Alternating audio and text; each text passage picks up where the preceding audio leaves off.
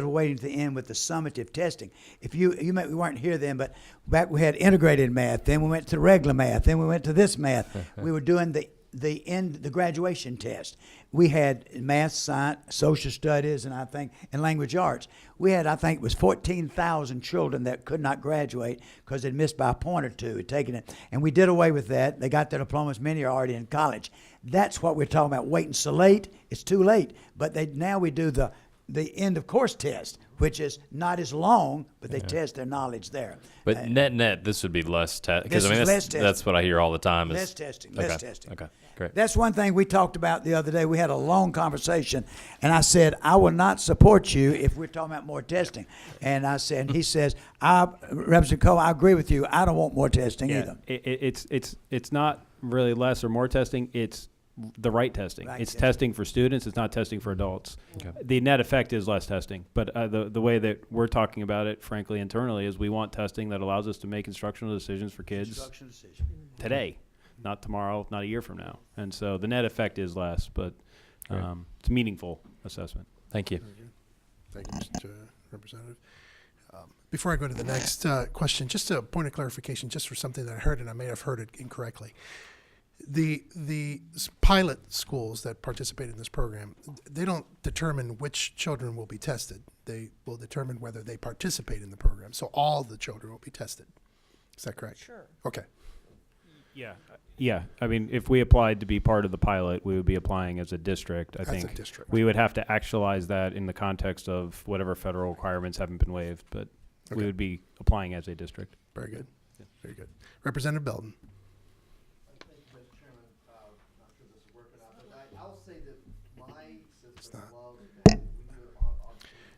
Representative Belton, can I stop you for a moment? I don't think your microphone is working. It's flashing here. Can you check the button behind it? No, behind it. Behind it. There you go.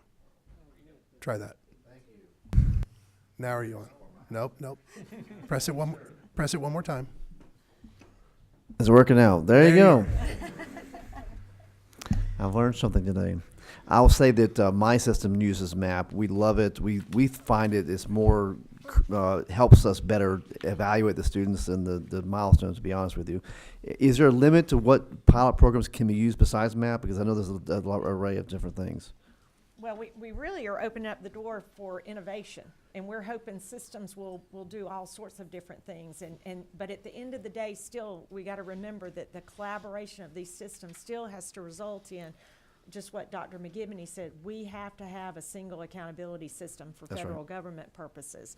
But again, we want to be, we're ready for innovation. Let's try different things. And in the bill, it articulates, that was Representative Casas asked this question yesterday. Where is it in the bill? Here, look at lines 92. Yep. Am I right about this? Shall be authorized to design and implement an innovative alternative assessment and accountability program which may include but shall not be limited cumulative year-end, competency-based, instructionally embedded, interim assessment, performance-based, and other innovative assessment designs. We really want our systems, and we've got a lot of great systems out there who are coming up with all sorts of different ideas to come to the table and present that to the state board. And then hopefully they'll have a number of different systems to take a look at and let them begin pilot out those ideas. Yeah, so just to put that into plain English, that phrasing there is, competence-based, for example, is something that's attractive to us. The idea of being able to really nail down specific skills as opposed to quote-unquote knowledge. But that could take a variety of forms. And you referenced MAP. MAP is just a assessment tool that could be used in any one of a variety of ways that are included inside of this bill. Thank you. That's a great bill. And correct me if I'm wrong, just from yesterday's conversation. Plan B, if the federal government, for whatever reason, this process allows us to even improve the current milestones. Is that correct? Correct. Now, Plan A is maximum flexibility from the feds. Mm-hmm. Plan B is the flexibility that we've been granted right now from the feds, but also there'll still be the ability of the state board to partner with the pilot systems chosen to while they might have to take all the testing, the accountability side of that will be under their contract, so they won't have to be as held accountable as the other systems that are not part of the pilot. And that we'll just have to, it gives a lot of authority to the state board to provide oversight as it relates to that for the up to 3 to 5 year period of time. And probably Plan B, with limited flexibility, you'll have fewer systems want to try this out because they are going to be they'll still have to continue to do Georgia Milestones. And as John mentioned yesterday, that idea of 2 masters, you might be doing these assessments, but you're still going to have to be pacing the way he articulated his principle this today towards the Georgia Milestones. So it'll just be. Yeah, we just can't do both at the same time. And so if Plan A, federal waiver, doesn't work, from our perspective, if there was state flexibility as it relates to the accountability piece, we could go back to our schools and to our principals and say, hey, listen, your milestone scores are going to sink because we're not aligning our instruction to the milestones anymore. So we understand that, but that's okay with us. That's okay with our community. Ultimately, that's okay with the state because we're pursuing a better definition of student success that isn't just a number that's taken once a year. That becomes part of their contract that is overseen by the state board. I see. Very well. Number 28. Representative Paris. Okay. Thank you. Thank you, Chairman. Thank you all for presenting this. I don't know if my question is on point or not, but I'm going to ask it anyway. So if a system, like if my home system did want to participate, do they have to make application to be in this? So how would they, is it in the bill? Yes, ma'am. At the beginning, the state board shall establish an innovative pilot program. Line 88, a consortium of innovative may participate in the pilot and shall be counted. The participant shall be selected by the state board in a competitive process and based on a criteria established by the state board, including current compliance with their contract and strategic waivers. So they very much, if we have a system that is not doing well with underneath their current contract, they're not going to be able to become one of these innovative assessments. But again, it's the state board that selects that. Okay. Thank you. Any other questions from members of the committee? I was just made aware that if this is the last committee meeting that we have, this will be the last time that I chair a committee, Mr. Chairman. So I need more questions.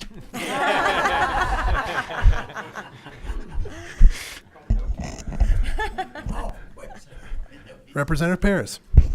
So when are you retiring? Yeah, this is another well, question. it'll be like the end of the year, but certainly this is it. Very good. Thank you for the question. There are no more questions. Do we have a motion? We do have a motion for due pass. Do we have a second? We had to have a second. Any other discussion? All right. All in favor of a due pass motion to Senate Bill 362, say aye. Aye. All opposed? Thank you, Mr. Chairman. Thank these two for a great job. All of you, if any of you, committee members, how many on this committee went to the Marietta that day we had in Marietta? I tell you, I just commend y'all on what y'all have done. They're light years ahead of so many people. I appreciate. Thank you for being part of it. Thank you. We do have a question. Chairman Nix. I have a comment.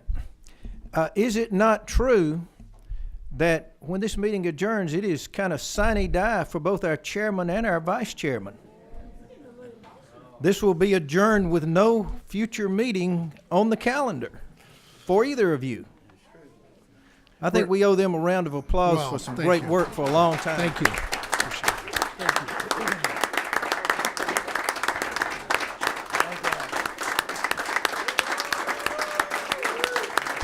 And I want to add to that, Representative right over here, Joyce Chandler is also retiring. You're losing 3 members of this committee, so Joyce, wait a minute now. But we're not losing our Secretary of State. He's just changing position. So, Buzz, we appreciate you. Oh, me. Making it hard to go on, aren't they, David? I tell you. All right, at this time I want to hear from the future secretary. From Buzz Brockway, Representative Brockway. You come forward and present your bill. We're now hearing House Bill. Excuse me, it's Senate Bill, and it's 139. Thank you. I got all. Thank you, Mr. Chairman. Senate Bill 139 is two bills for the price of one. Senate Bill 139 was submitted to this committee last year, and it passed out of the Senate 52-1.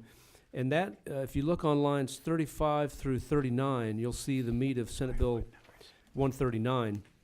And that basically would allow local school systems to recommend additional pathways to the state Board of Education for their consideration to possibly add it to this list that you see there. And I spoke with Gary of the Department of Education, and they're okay with that portion of the bill. The rest of the bill, lines 40 on, are House Bill 963, which I introduced, which y'all heard in this committee and passed out of this committee and just got hung up in rules.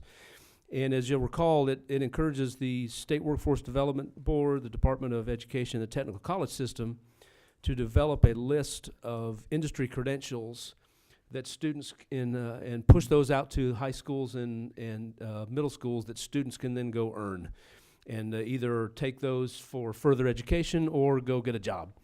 So that's essentially the bill, and we'll be happy to answer any questions, Mr. Chairman.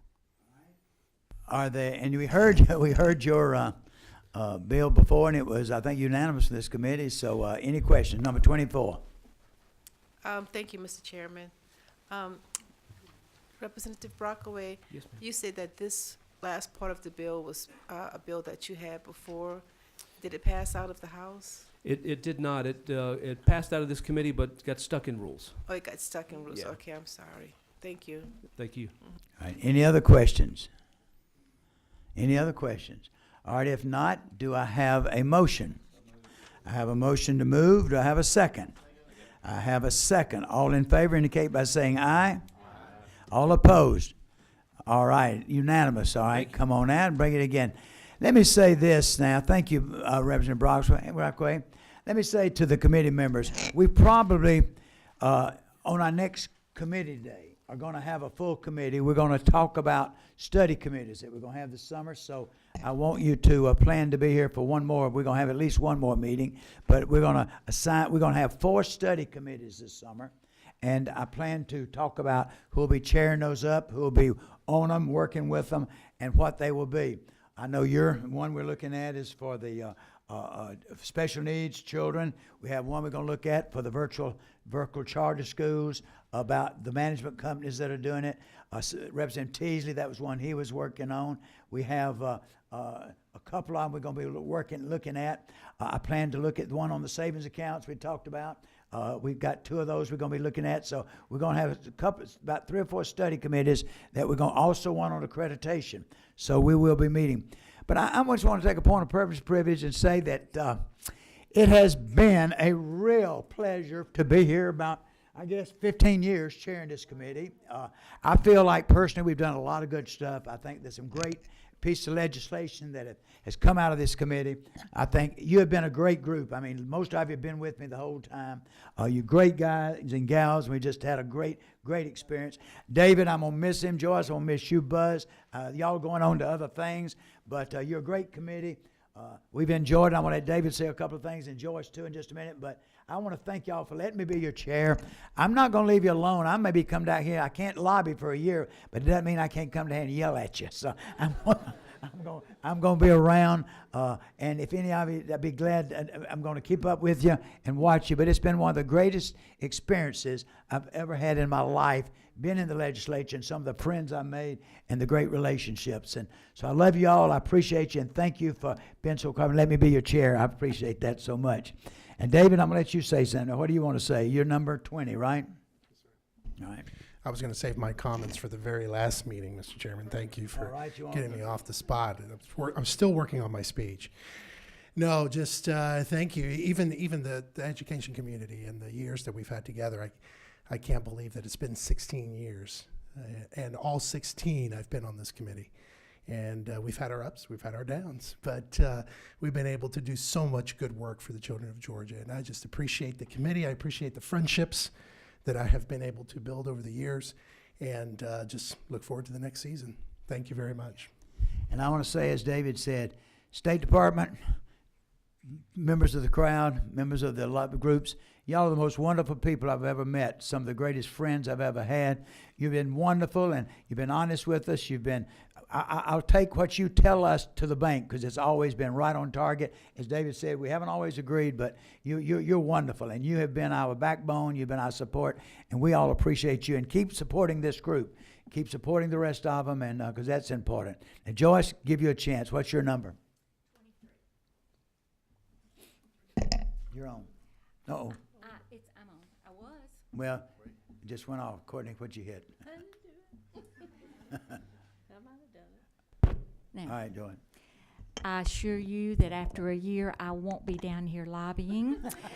But I did tell the speaker that I was not going home to die. I was looking for the next chapter in my life. But with that said, it's been really been a privilege to be on this side of education and to get a different perspective. But I've enjoyed being with all of you all, but those of you out here, I certainly couldn't have done anything I tried to do or did without you all. And I really thank you for your expertise. Thank you. All right, Buzz, what's your number? All right. Well, I wasn't really prepared to say anything, but this has been my first, well, my second legislative session on this committee, and I wish I'd been on this committee longer, because it is a very, very important committee in this House, and I do appreciate all of you folks out there who do this for a living and advocate for students. And I've been friends with these three, my fellow Gwinnetians, for a long, long time, and it's been an honor to serve on this committee, and I look forward to what's next. So, thank you, Mr. Chairman. Thank you so much. Now, is there anyone sitting on this committee that's going to have a surprise tomorrow for us? No, anybody else is planning to leave? No. Anyone want to say? Doreen, do you want to ask a question? We love you, Doreen. We love you. On Gwinnett. We're getting ready to succeed from there. But if there's no other questions, anybody want to say anything else? Yes, number 27, all right. I just wanted to put on record that you owe me lunch at Maryland Elementary School, so don't you forget. And if you don't follow through, I'm going to show everyone your high school yearbook picture. No. She has my high school picture. I wish I still had that much hair, but I'm taking you to lunch at Maryland. That's her district, and that's where I went to elementary school when Miss Mary was the principal a long time ago. Thank you so much. It's been a pleasure. All right. Anyone else want to say anything? All right. Okay. We are adjourned. 24. Who is that? All right. I just want to say to the chairman, I want him to enjoy his dash. Thank you for that. I will. That dash is very important to me. I appreciate you. Thank you. That's for those you don't know your birth dash death. That dash I have left. I'm like you. I'm starting a new career. Any of you who need a clock, any of you who need a speaker or an auctioneer, call me. I'm ready. All right. That got to be longer, baby. Look. All right, we are adjourned. Hold it. I want to say, Betsy, where are you? Stand up. We love this lady. No, she's still here. But Betsy, you got to keep everybody straight now when this committee since we're going. We love her. She has been she's been my rock. I tell you, I love this lady. She's been with me the whole time. She keeps us straight. I love her dearly, and so she's going to be with you. Keep it straight. Thank you, Betsy. And Jennifer, all right, Kaylin, y'all stand up. You too, stand up. Kaylin, stand up now. Thank them for what they've done, too. Let's give Betsy and Patsy, those three, a big hand. Right, thank you. Yeah. Now, I want you to know I'm leaving, but y'all take care and see that Kaylin gets a promotion, gets a raise, and Jennifer gets taken care of, too, won't you? Already at the top. Oh, yeah. Well, thank y'all. I just ramble on. Love you. Thank you for being here. All right.